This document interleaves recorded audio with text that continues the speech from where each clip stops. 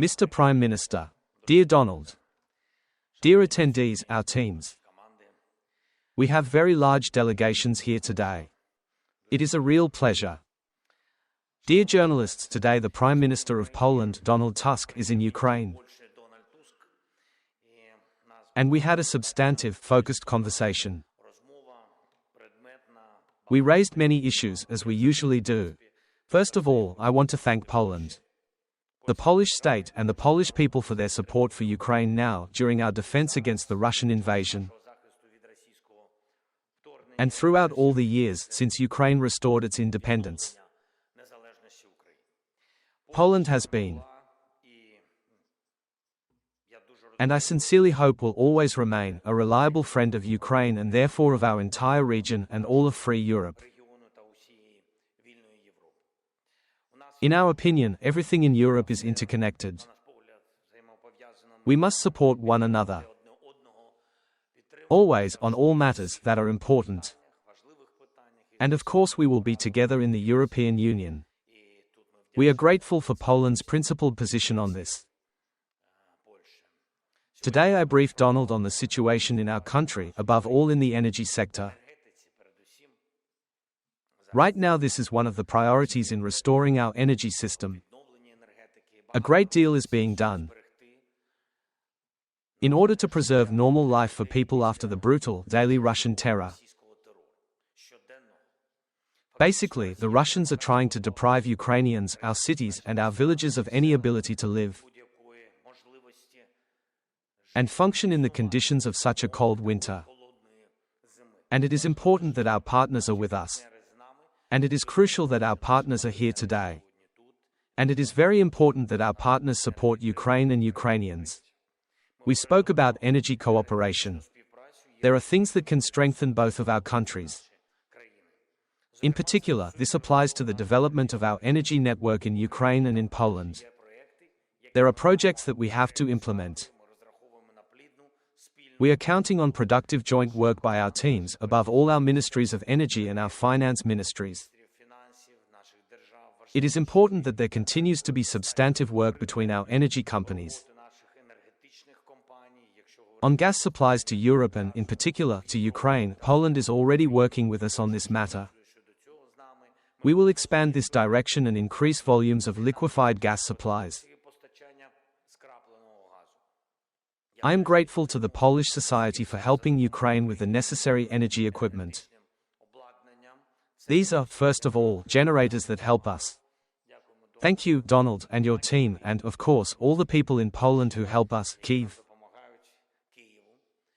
and help other cities very much.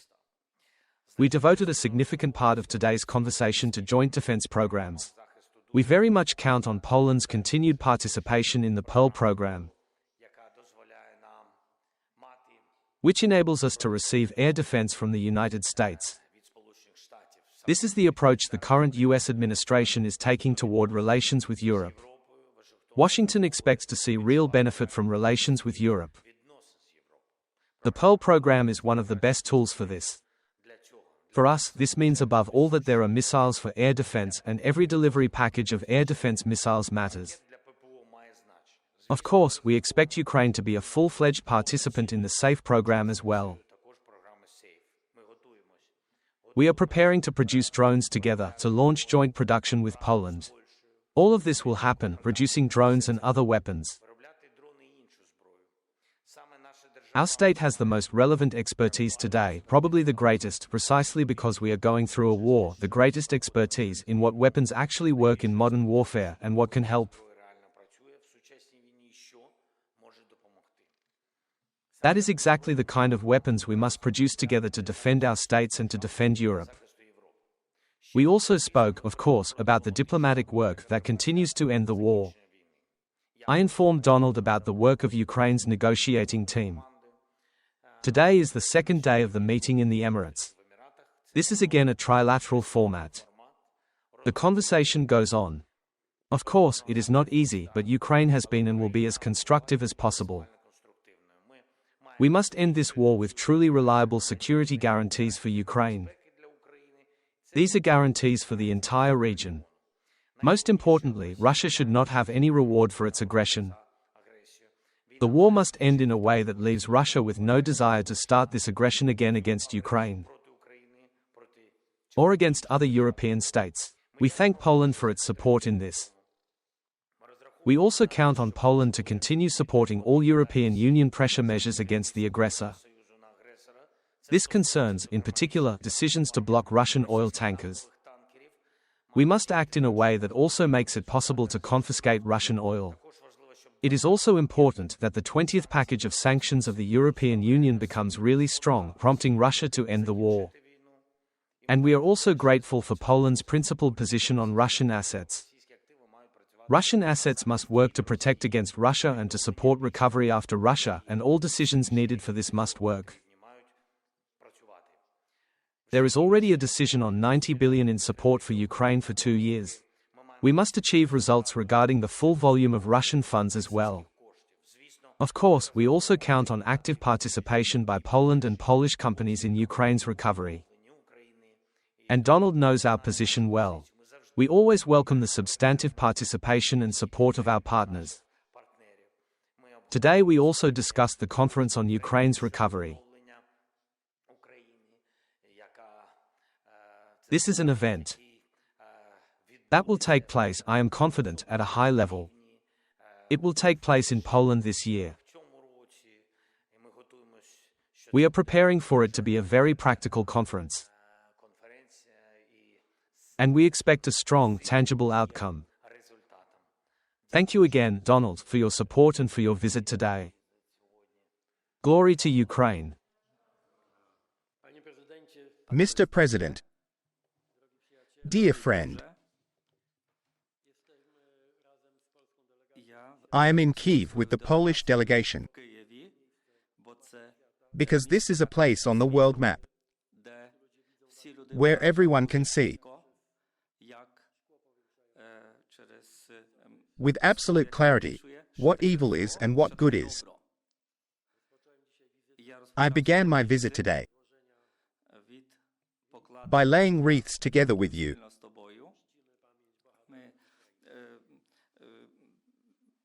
We honored the memory of Ukraine's heroes. Then, in Bykivnia,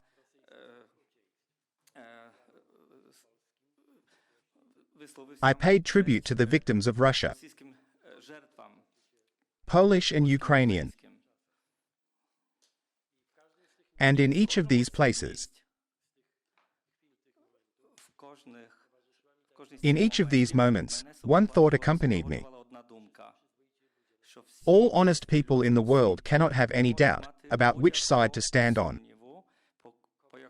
and whom to support. Because by supporting Ukraine in its heroic resistance against senseless Russian aggression, they support everything that is good in the world. We are here today, in Kyiv, because we want all residents of Kyiv and all citizens of Ukraine to understand that they will not be left alone. I know that here in Kyiv, in Kharkiv, in Odessa, everywhere in Ukraine, you often hear words of solidarity and support. And I know that words are not everything. Poland, and I personally, do not have to convince anyone that for us helping Ukraine is not only a moral and obvious duty, not only an obvious need for solidarity, to stand with the attacked against the aggressor. In Poland's case, it is also an obvious common interest, a shared historical experience, a shared concern for what is happening today, and a shared future for Poland and Ukraine. I have said many times, in Kyiv, in Warsaw, in Brussels, that there is no just and safe Europe without a free Ukraine. And there is no safe Poland without a free and secure Ukraine. There will also be no secure Ukraine without Poland and Europe, without our friendship, without our solidarity, which we understand deeply. As I said, it is not about words, it is about deeds and actions. Our entire delegation, I will talk about this extensively both in my country and in Europe, is greatly impressed not only by the heroism of your warriors, but also by the daily heroism of your residents, your people. We know well, and therefore feel together with you, what it means to live through winter when the temperature is -30 degrees, without heating and without electricity. The aggressor decided to strike innocent civilians painfully and precisely. That is why I thank you for your warm words. And I wanted to publicly thank in Kyiv all Poles who mobilized in order to help during this dramatic period of cold and darkness caused by Russia's attacks. This national fundraising campaign for generators involved not only companies and businesses, but also tens of thousands of ordinary people. It helped, at least in some measure, to get through the most difficult winter days. We are ready to help you. If the situation continues to require it, on energy issues, and on problems connected with or caused by Russian attacks. We hoped that at least today would be calm in Ukraine. But as I was on my way to you, Russia attacked Kharkiv again, striking civilian critical infrastructure that provides people with warmth and light. This is a dramatic symbol of what is happening in our part of the world. I want to repeat once more. There are people, and they include the Poles and my government, who understand well that standing with Ukraine in this war means standing on the side of good and truth. Our cooperation must take on an ever more concrete dimension.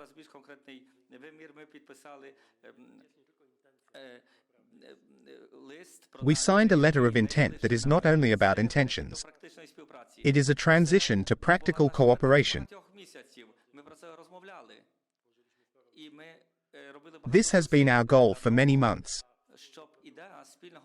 We talked about it and made many efforts so that the idea of joint production at enterprises in Poland and in Ukraine, joint production of defense materials, becomes reality. And so that barriers that made technology exchange impossible or difficult are removed. This letter of intent creates opportunities. We will cooperate, and we can do so effectively for our shared security, also within the SAFE program. What we are achieving now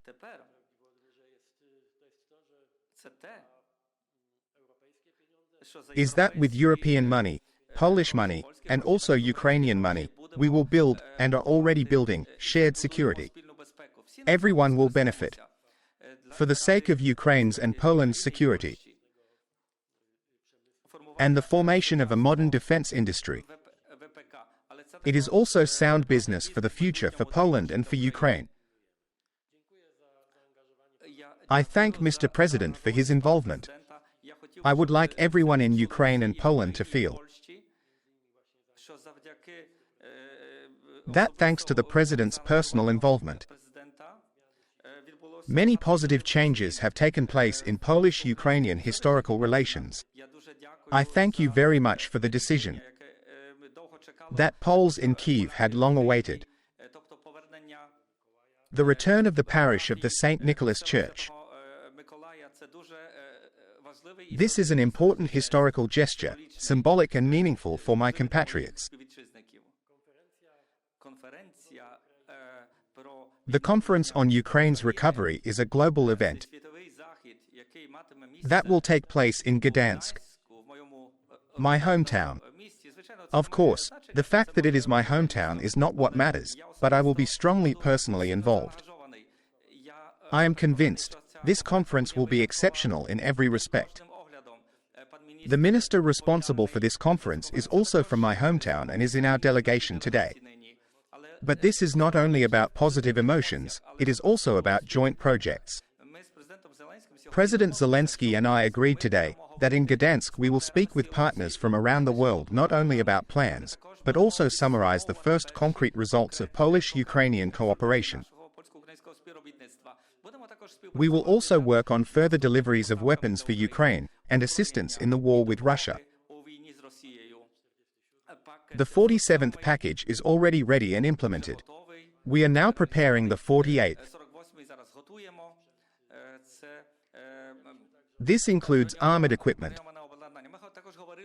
We also discussed how to support Ukraine in air defense. Immediately after returning to Poland, I will again speak with my generals and with the Minister of National Defense about how to support Ukraine in the fight against Russia's air aggression as quickly and effectively as possible. We will also discuss how to increase our energy cooperation. This is another good example of how assistance can also be a good economic starting point for both sides. Ukraine needs more energy today. Poland has become a key partner when it comes to gas supplies and overcoming deficits in the energy sector. But there is still much more we can do. I declare full personal engagement, especially because, as I have emphasized, we are in a situation where we are not only helping one another, but we will also earn well from this. Because in economic projects, including energy ones, there is also profit. Among other things, cooperation between ORLEN and Naftogaz and broader energy cooperation are a good example. You can also count, as you know, on Poland's support in all actions within the European Union. I can say with great pleasure today that from the first days of the war, it was Poland that mobilized the entire European Union. If today you feel that you lack resources because you have great needs during the war, this European assistance remains crucial.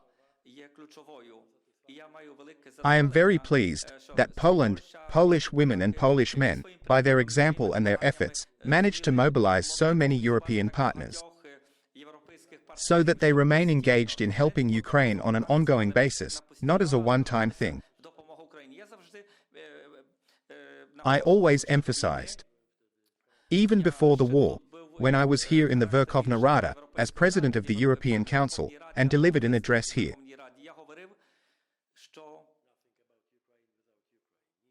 I said that there is nothing about Ukraine without Ukraine, and I am convinced of it.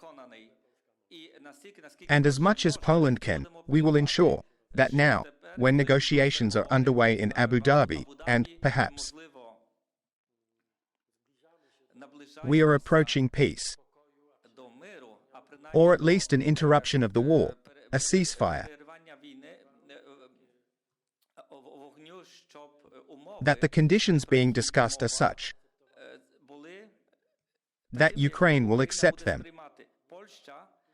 Poland will not accept, will not recognize, and will not support any decisions that would be against Ukraine when it comes to peace talks.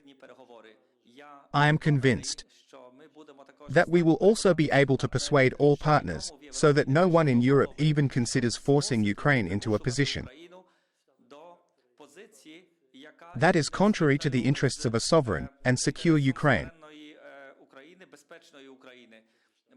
Because this also means, as I have always said and emphasized today, a secure Ukraine is a secure Poland. Therefore, our assistance, our investments, our support, including ammunition and equipment, are also an investment in our own security. Once again, I want to express loudly, and from the bottom of my heart, the most sincere words of gratitude to your citizens.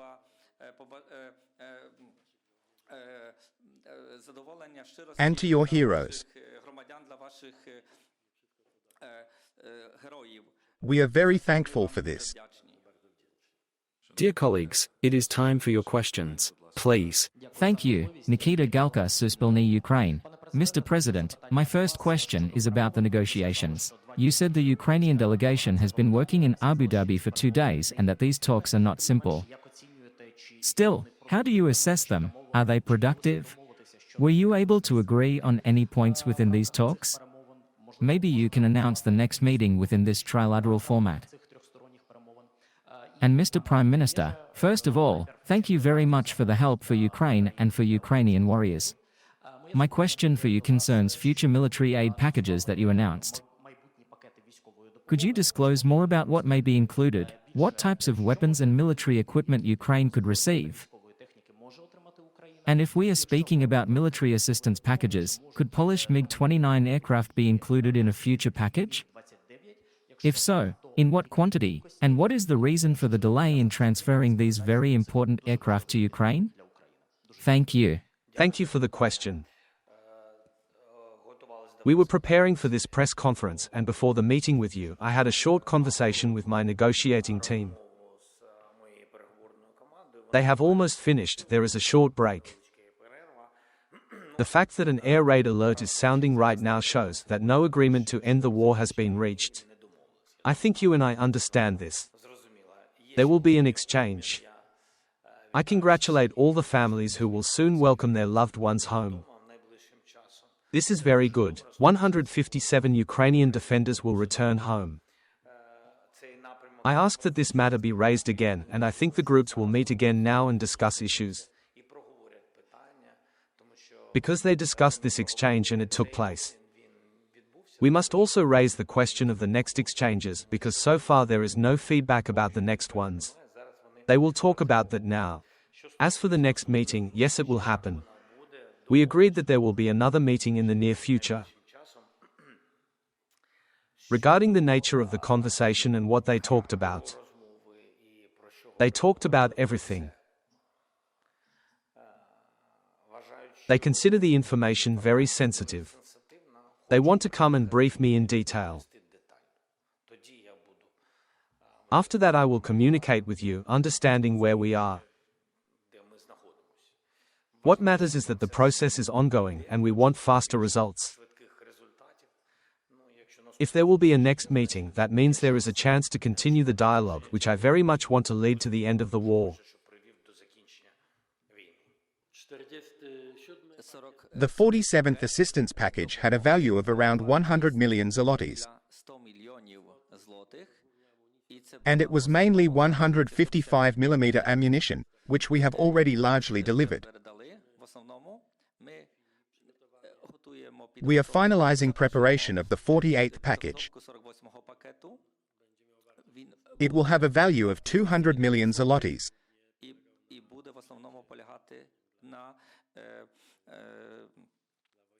And it will mainly consist of armored equipment for Ukrainian forces.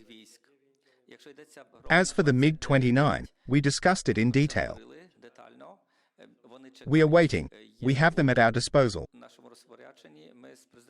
President Zelensky and I agreed that we will work flexibly and, if necessary, adjust our positions so that we act adequately to needs, to current needs. I know that Ukraine needs various forms of air defense, including certain types of missiles. We cannot help with everything. But if the MiGs are needed, Poland is ready to transfer these MiGs at this moment. We also spoke about a mutual exchange. Ukraine is ready for this exchange. We are talking about Ukrainian drones because we want to build effective anti-drone defense in Poland. Our cooperation here is a priority with Ukraine. The Ukrainian president drew attention today to the fact that there may also be other possible supplies related to security and air defense.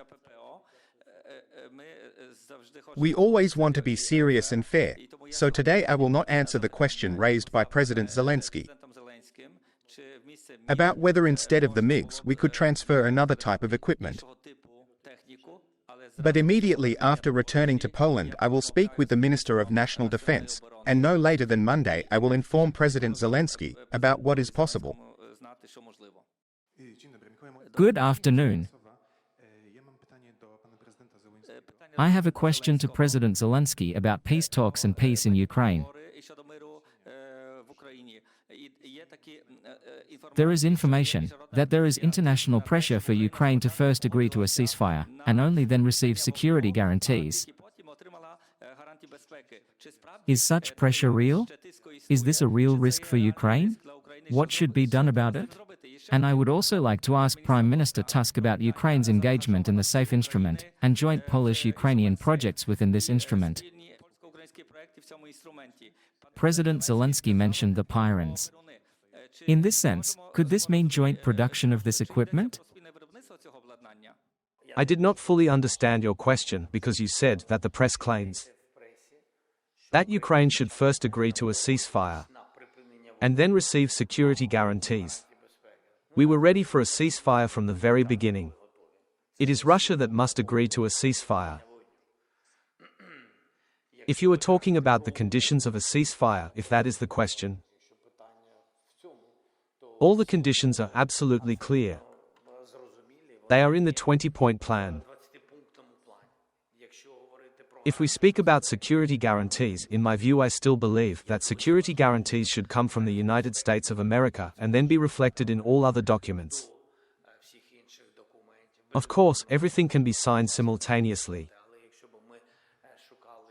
But if we were looking for how Ukraine and society can be more confident in their future, be more confident in America's support, be more confident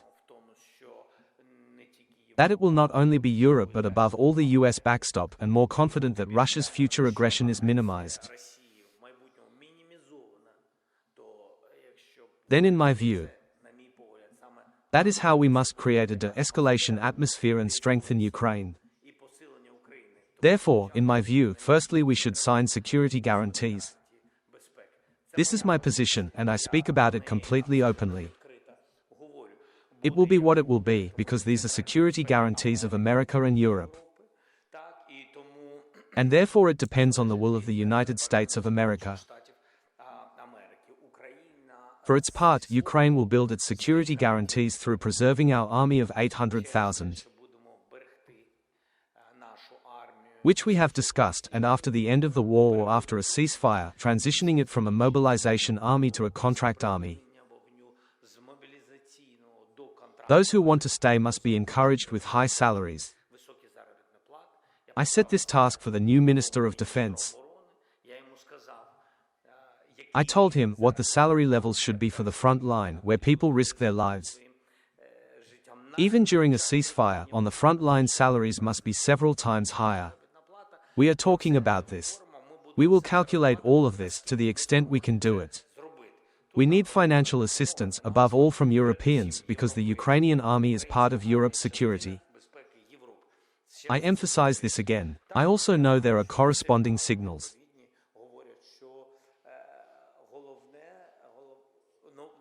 They say the main new signal is the recognition of certain Ukrainian territories that are temporarily occupied. Recognition of those territories as Russian is one of the signals about ending the war.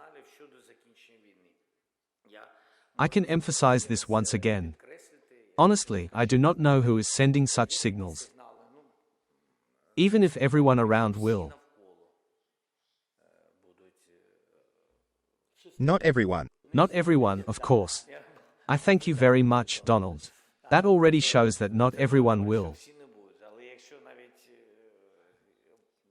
But even if someone recognizes our territories as Russian, it changes nothing.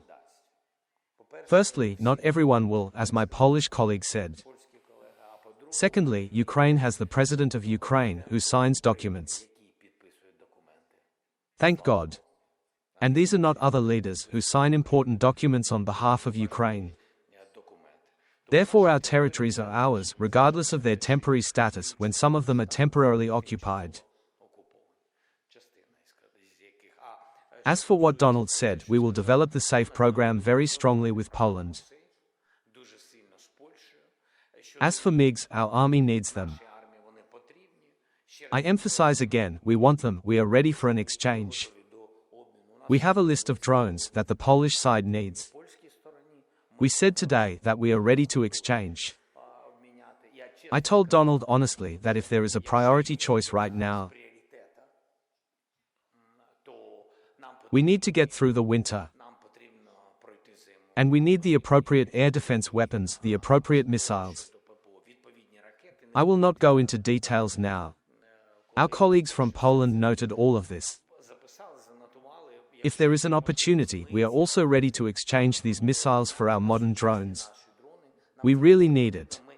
Other partners are not keeping pace with some packages. With certain missiles, we want to bring them closer as much as possible, protecting our energy system.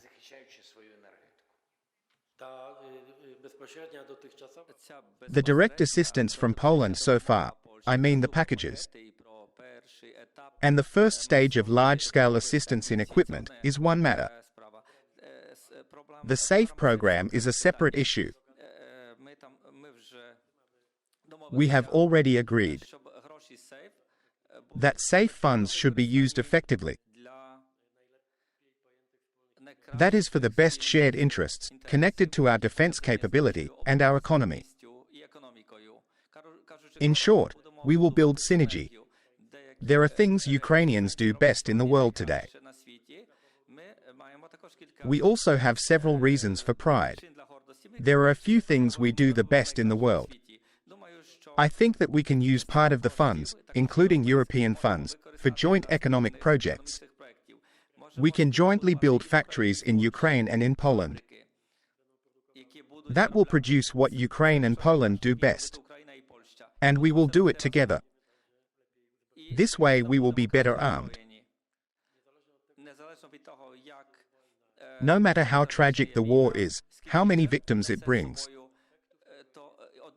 One result of this horrible war is that today Ukraine is, perhaps, the most valuable partner for any state.